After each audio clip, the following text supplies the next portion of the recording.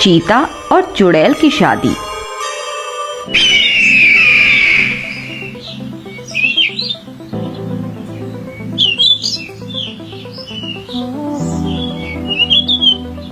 एक जंगल में एक पेड़ पर एक गिलहरी आवाज करते हुए घूम रही थी। वह पूरे पेड़ पर ऊपर से नीचे कर रही थी। तभी वहां एक डरावना सा भूत आ जाता है। उस गिलहरी की आवाज से वह परेशान हो जाता है और उस गिलहरी को पकड़ लेता है।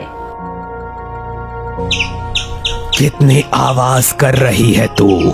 रुक, अभी तुझे खा जाता हूँ। तभी उस गिलहरी से एक चुड़ैल की आवाज आती है। अरे रुको रुको, छोड़ो मुझे, मैं तुम्हारी प्रेमिका हूँ। अचानक से गिलहरी एक चुड़ैल बन जाती है। चुड़ैल को देखकर भूत बहुत खुश होता है। वे भूत और चुड़ैल एक दूसरे के प्रेमी होते हैं। अरे, इतने दिन कहाँ थी तुम? और ये रूप बदलने की शक्ति कहाँ से आई तुम में?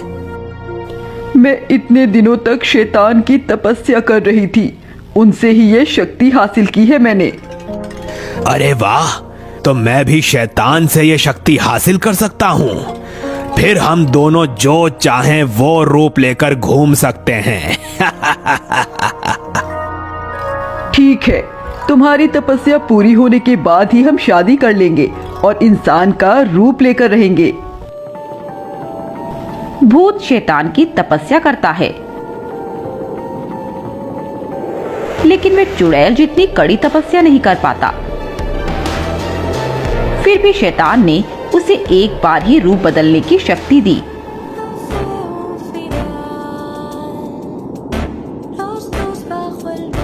मैंने तुम्हें जो शक्ति दी है उससे तुम सिर्फ एक बार ही रूप बदल सकते हो। मैं तुम्हें एक मंत्र दूंगा। उस मंत्र के बोलने के बाद तुम जिसका नाम लोगे उस रूप में बदल जाओगे। भूत और चुड़ैल वहां से निकलकर फिर से जंगल में आते हैं। भूत मंत्र बोलता है कि तभी उसे एक चीता दिखता है। वह गलती से इंसान के बजाय चीता कहता है और चीते में बदल जाता है। वह बहुत कोशिश करता है, लेकिन ना वो इंसान बनता है और ना ही फिर से भूत बन पाता है। उन दोनों को समझ आ जाता है कि अब भूत को हमेशा के लिए चीता बनकर ही रहना पड़ेगा।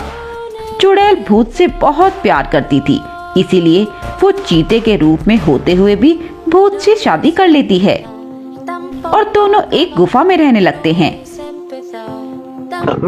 एक दिन चीता बना भूत चुड़ैल से कहता है, मुझे माफ कर दो।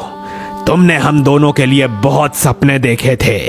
तुम इंसानों जैसे रहना चाहती थी, लेकिन मैंने चीता बनकर बहुत बड़ी गलती कर दी। कोई बात नहीं, तुम चीता बन गए हो, इसीलिए मेरा प्यार कम तो नहीं हुआ। अब सोचो, तुम चीता बन गए तो तुम किसी का भी शिकार कर सकते हो। हमें रोज रोज खाने को मिलेगा। हाँ, ये तो मैंने सोचा ही नहीं। ठीक है, अब मैं गांव में जाकर शिकार ढूंढ कर लाता हूँ। बाद में हम दोनों मिलकर खूब खाएंगे। फिर चीता गांव में आता है और एक बैल को मारकर अपने मजबूत पंजों से खींचकर ले जाता है। गुफा में आने के बाद भूत और चुड़ैल मजे से बैल को खाते हैं। देखा, मैंने कहा था ना, तुम्हारे चीता बनने से हमें कितना फायदा हो रहा है। बहुत मजा आ गया इस बैल को खाके। एक दिन चीता गांव आ रहा था कि तभी उसने देखा एक गांव वाला सोमनाथ कहीं से आ रहा था। तो उसने सोचा, ओह, सोचता हूँ गांव जाने से अच्छा है आज इस इंसान को ही अपनी गुफा में ले जाऊं। वैसे भी कभी इंसान के मांस का स्वाद नहीं चखा है। चलो इसे ही मारता हूँ। फिर चीता सोमनाथ के पीछे से जाकर उस पर झपट्टा मारता है और उसे मारकर ले जाता है। ऐसे ही दूसरे दिन गांव की एक औरत मनीषा नदी से पानी लेकर आ रही होती है कि अचानक उसके पीछे से चीता आकर उसे मारकर ले जाता है। बहुत देर से उसकी राह देख रहा उसका पति कृष्णा उसे गांव में ढूंढने लगता है। वो सबसे मनीषा के बारे में पूछने लगता है। अरे कविता भाभी, आपने मनीषा को कहीं देखा है क्या? बहुत देर हो गई, वो घर पर आई नहीं है। मनीषा तो नदी पर गई थी, पता नहीं अब तक कैसे नहीं आई। मैं नदी पर ही जाकर देखता हूँ। जैसे ही कृष्णा नदी पर जाने के लिए पीछे मुड़ता है तो वह देखता है कि जमीन पर पानी का टूटा हुआ घड़ा पड़ा है जिससे पानी बह रहा है। उसने कविता से कहा, भाभी ये घड़ा तो हमारा है। मतलब मनीषा पानी लेकर घर आ रही थी, लेकिन ये घड़ा टूटकर यहाँ पड़ा है, तो मनीषा को कुछ हो तो नहीं गया ना? कविता गांव वालों को बुलाती है। सब मिलकर मनीषा को ढूंढने लगते हैं, लेकिन मनीषा कहीं नहीं मिलती। इधर भूत और चुड़ैल मनीषा के मांस को खा रहे होते हैं। उन दोनों को अब इंसानी मांस का स्वाद ही अच्छा लगने लगा था। चीता रोज आकर किसी न किसी को मारकर ले जाने लगा। गांव वालों के गायब होने की वजह से सब में डर बैठ गया था। एक दिन सब गांव वाले सरपंच से बात करते हैं। हमें जल्दी ही पता लगाना पड़ेगा कि आखिर गांव के लोग गायब कैसे हो रहे हैं। आप पता तो लगाना ही पड़ेगा, आखिर ये गांव में हो क्या रहा है। फिर सब पूरे गांव में सुराग ढूंढने लगते हैं।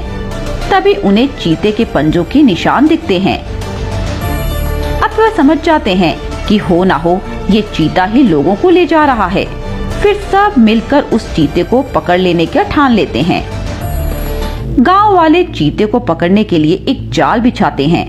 सरपंच चीते के आने के रास्ते पर खड़ा हो जाता है।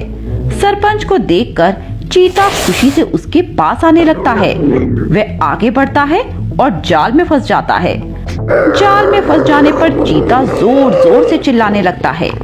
उसकी आवाज सुनकर चुड़ैल वहां आ जाती है। छोड़ो, छोड़ो मेरे पति को।